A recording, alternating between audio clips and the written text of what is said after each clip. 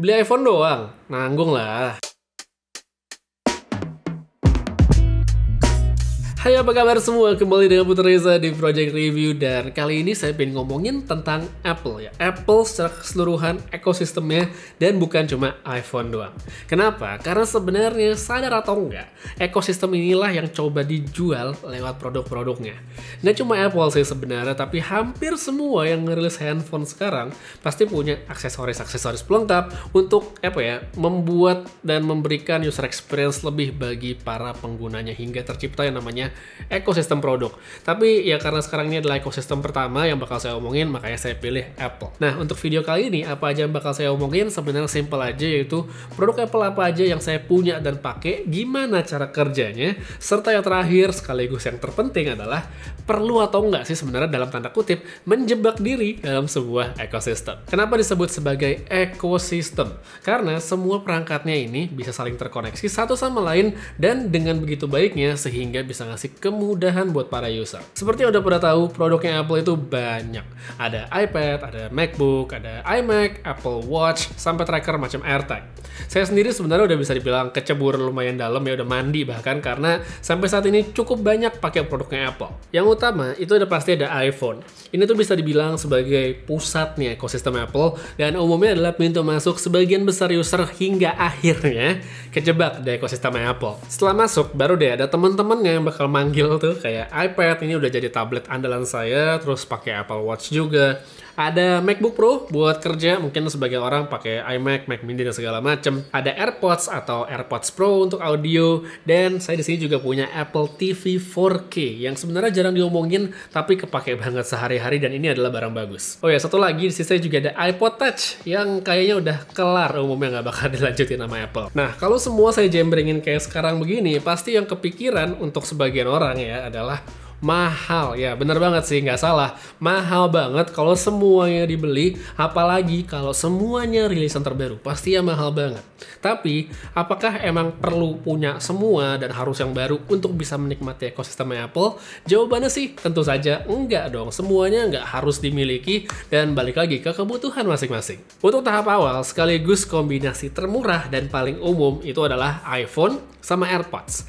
iPhone-nya nggak perlu yang paling baru banget, tetap bisa. Begitu juga dengan AirPods yang nggak harus Pro. Meskipun kalau bisa yang Pro, kenapa nggak, ya kan? Dengan kombinasi dua perangkat ini, user iPhone tuh dapat nilai tambah dari segi audio dan kenyamanan. Contoh untuk AirPods Pro, dia punya fitur eksklusif kayak spatial audio yang tidak ada di tvOS lain, sekalipun dikonekin ke iPhone nggak bakal muncul. Dan ini adalah nilai tambah pas dipakai untuk nonton. Buat yang main game pun, AirPods dan iPhone ini adalah kombinasi yang pas sekali berkat latency yang rendah. Jadi tuh nggak ada yang namanya delay-delay. Itu tadi buat iPhone-nya aja. Tapi kalau kebetulan punya perangkat Apple lainnya, kayak iPad, MacBook, iMac, atau Apple TV, AirPods ini lebih oke lagi pemakaiannya. Yang paling bagus itu adalah koneksinya yang seamless sekali, bisa connect ke perangkat yang lagi dipakai selama Apple ID-nya sama.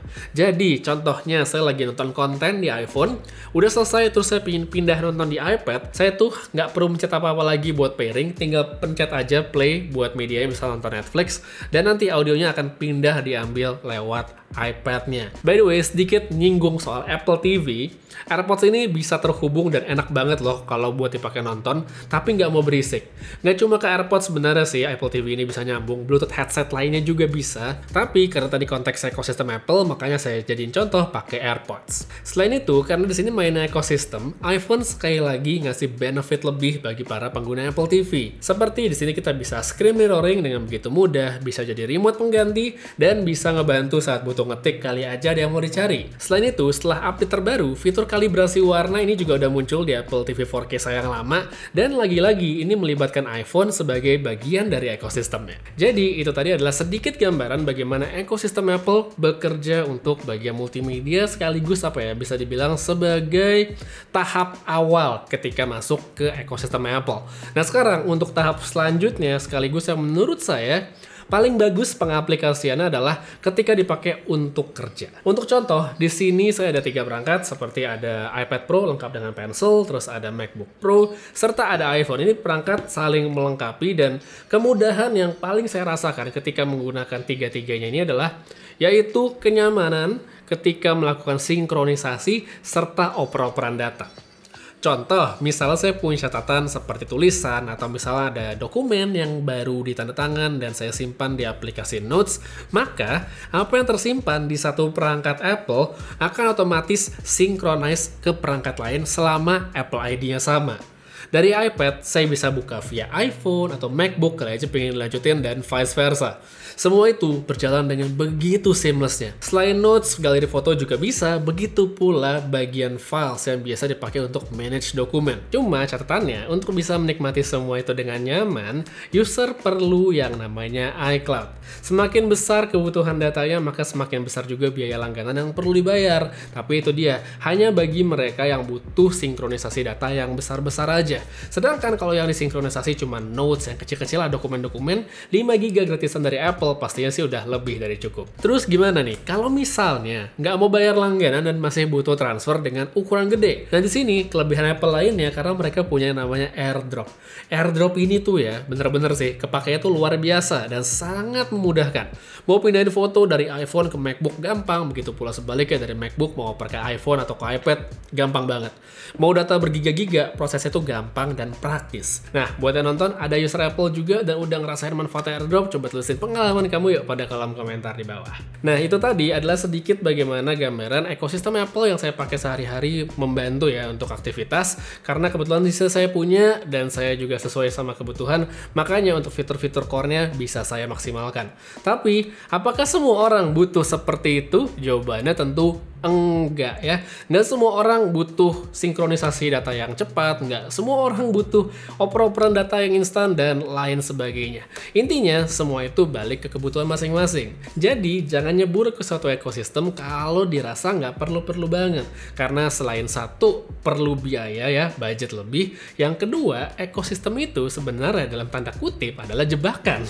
Jebakan karena ekosistem ini memang didesain untuk membuat orang, misalnya suatu hari pengen beralih, dia tuh akan kepikiran, wah kalau pindah nanti kehilangan kemudahan ini, kemudahan itu, jadi nggak praktis, mungkin perangkatnya jadi nggak lengkap, nggak kompatibel, dan lain sebagainya. Itu umum dan pasti kepikiran, dan itulah emang tujuan dari sebuah ekosistem. Saya pun udah ngerasain ya, yang gampang itu contohnya misal saya lagi pakai laptop Windows gitu, dan butuh transfer data dari iPhone, saya tuh langsung kangen sama MacBook dan AirDrop-nya. Itu adalah contoh simple aja kalau dari pemakaian saya, dan untuk di luar sana pastinya ada case-case lainnya juga. Jadi kesimpulannya, Apple yang kebetulan punya banyak sekali variasi produk dan satu sama lain itu punya keterkaitan yang begitu kuat, ini bisa dibilang adalah satu contoh sukses bagaimana penerapan ekosistem di dunia teknologi. Kalau bisa masuk, itu bagus banget karena akan memberikan kenyamanan lebih bagi para penggunanya, tapi kalau nggak masuk pun sebenarnya nggak apa-apa, karena sekali lagi, ekosistem itu dalam tanda kutip adalah jebakan yang bikin nyaman penggunanya. Bisa masuk, ya syukur gitu ya, apalagi buat yang duitnya banyak, bebas ya, nggak masalah, masuk aja, beli semua, dan mungkin benefitnya bakal bisa dirasain.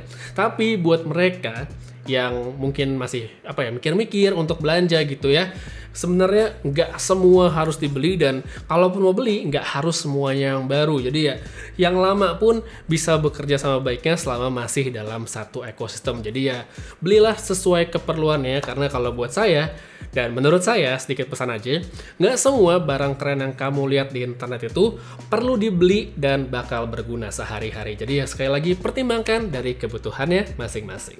Jadi itu dia, mungkin sedikit aja yang bisa saya omongin di video kali ini tentang bagaimana ekosistemnya Apple bekerja dan bagaimana saya merasakan manfaatnya. Kalau kamu mau sharing juga bagaimana pengalaman yang menggunakan ekosistem Apple, boleh banget tulis pada kolom komentar di bawah. Untuk sekarang segitu dulu videonya, dan untuk episode selanjutnya kamu silahkan tulis saran mau apa yang saya bahas selanjutnya, apakah Samsung, Huawei, ada Xiaomi dan segala macamnya. Tulisan aja dan nanti bakal saya pertimbangkan untuk episode kedua ngomongin soal ekosistem. Sampai sini dulu ya, terima kasih banyak nonton sampai habis. Putri Reza pamit, sampai ketemu lagi di video berikutnya. Jaga kesehatan selalu dan seperti biasa, have a nice day.